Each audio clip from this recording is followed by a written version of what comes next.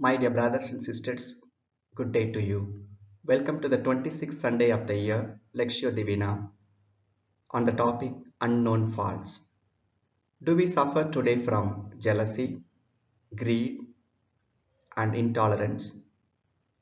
This day invites us to understand about these unknown faults of ours. In the responsorial psalm, the psalmist prays, "Though your servant is careful of the ordinances and precepts, very diligent in keeping them, yet who can detect these failings? Cleanse me from my unknown faults. Cleanse me from my unknown faults." This is the little and humble prayer of the psalmist today, who says, "The precepts of the Lord give joy to the heart." Yet it is the law and it is the Lord who cleanses us from our unknown faults. The first reading is from the book of Numbers. Book of Numbers gives an account of Israelites' wilderness journey. Here in chapter 11, people murmur against God on account of food, easy meat in Egypt, and their loss of strength. They are now fed up of the journey. Therefore, the load falls on Moses because the people everywhere in the camp murmur against Moses and murmur against God. Moses feels that his leadership has failed. Therefore, he complains to the Lord that he is unable to bear the burden. He prefers to be killed. The Lord intervenes immediately and asks Moses to appoint 70 elders with whom the Spirit will be shared.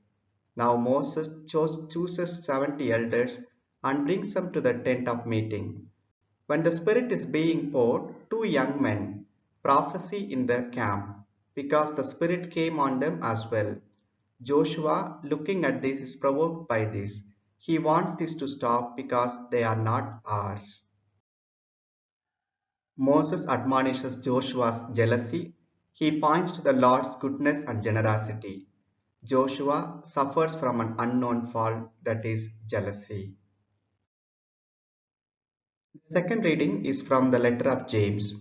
James has been addressing these days on different issues, on true religiosity, on partiality and favoritism in the community, on faith being connected or being collaborated with works, evil thoughts and narrow-mindedness, and today he speaks on wealth. The wealthy people, or the so-called landlords of James' community, were suffering from self-sufficiency and self-fulfillment.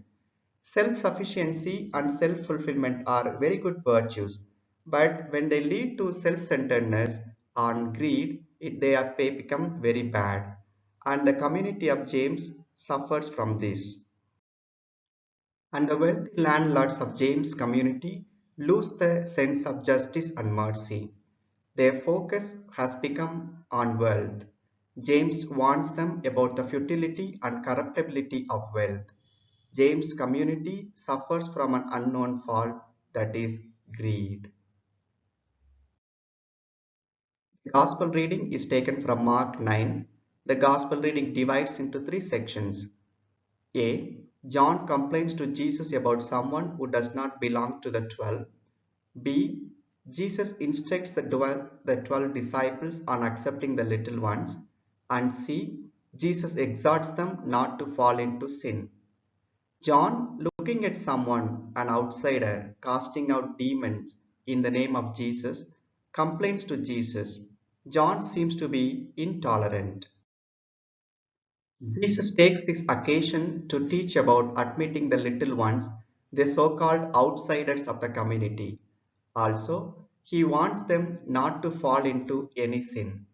Hyperbole is a literary device that is employed here. Jesus tells about three bodily parts: hand, foot, and eye. These bodily parts in the rabbinic literature and in Qumran literature were considered to be the agents or instruments of sin. Therefore, they refer to the entire body. Body mutilation was common in Greco-Roman culture. In this background, Jesus tells it is better not to fall into sin. The 12 disciples suffer from an unknown fault, that is intolerance. Now let us meditate on the word. From the three readings, we have heard three persons committing three different faults. Joshua suffers from jealousy on account of two young men in the camp receiving the spirit of Moses. James' community, the so-called wealthy in the community, suffer from self-centeredness, greed, and injustice. The apostles of Jesus suffer from intolerance. These persons commit these faults on account of their ignorance. These three people are corrected immediately. Moses puts forward God's goodness as an antidote to Joshua's jealousy. James proposes justice and mercy to replace communities' greed and injustice. Jesus suggests inclusion and diversity instead of intolerance.